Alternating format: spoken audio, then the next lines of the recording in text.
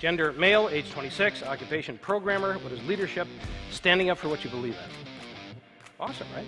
Gender, female, age 28, occupation, marketing. What is leadership? Sticking your neck out when it's the right thing to do.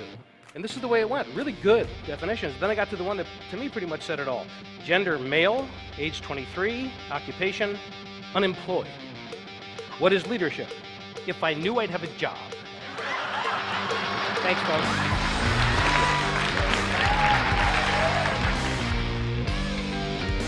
There's something that you've been wanting to do. Maybe it's a move in your business, or taking on a new business, or having a conversation with somebody, or running a seminar, or whatever it is. Something that you've really been wanting to do. And you know it's risky, but you feel that it's the right thing to do. And you're not, it wouldn't be taking an unnecessary risk or an irresponsible risk. You've talked to the right people, you've thought it through, you think it's going to work out, even though there are no guarantees, but you haven't done it.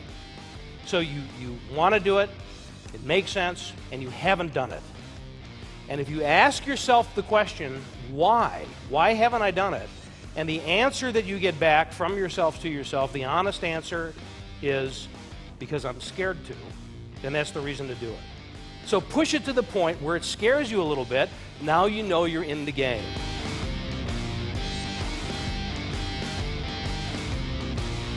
The greatest leaders become the greatest leaders not by calling themselves the greatest leaders, not by shining the spotlight on themselves, not by taking all the credit, but the paradox is that the greatest leaders become the greatest leaders by making others greater than themselves. So he went back to that senior vice president that had demoted him, and he sat down with him and he said, please help me understand what happened. Tell me what I did wrong. And he said originally he went into this guy's office, he thought it was going to be a quick 10-minute conversation, ended up being a couple of hours. And what he learned about himself was this. Yes, he had built this incredible team. Yes, they had this amazing dynamic of love and teamwork, and yes, they were producing. But outside of the confines of his team, Ken was seen throughout the rest of the company as being essentially a belligerent bulldog. So what I'm going to ask you to do is probably not going to seem natural, but I'm going to ask you to put yourself aside for a bit. Put your own despair aside for a moment and focus your attention on somebody else. Can you find somebody that you work with that you can invest yourself in? Share what you've learned, share your knowledge, give your coaching, give your advice, give your perspective in order to raise that person up above yourself.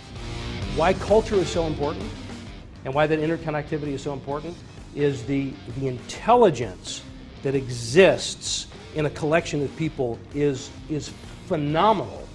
And when you increase the level of interaction, it releases the social capital in the organization. If you want to change a culture, where do you have to start? At the top.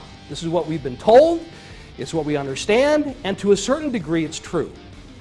But this is not a full representation of what culture really is. This is not the way the system really works when you start to look at other measures. So, back to that question, how do you change a culture? Do you start at the top? Maybe not. The opportunity that this creates is for us to begin to look at ourselves in the context of our own network.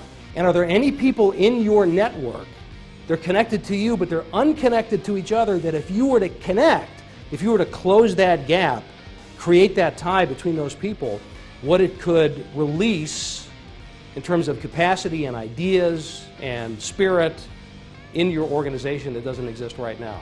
The experience of working is important. It's not just about hiring people to get a job done and cracking the whip until they do that job. It's about creating an environment where people want to do extraordinary things, where people want to make a difference in the world around them.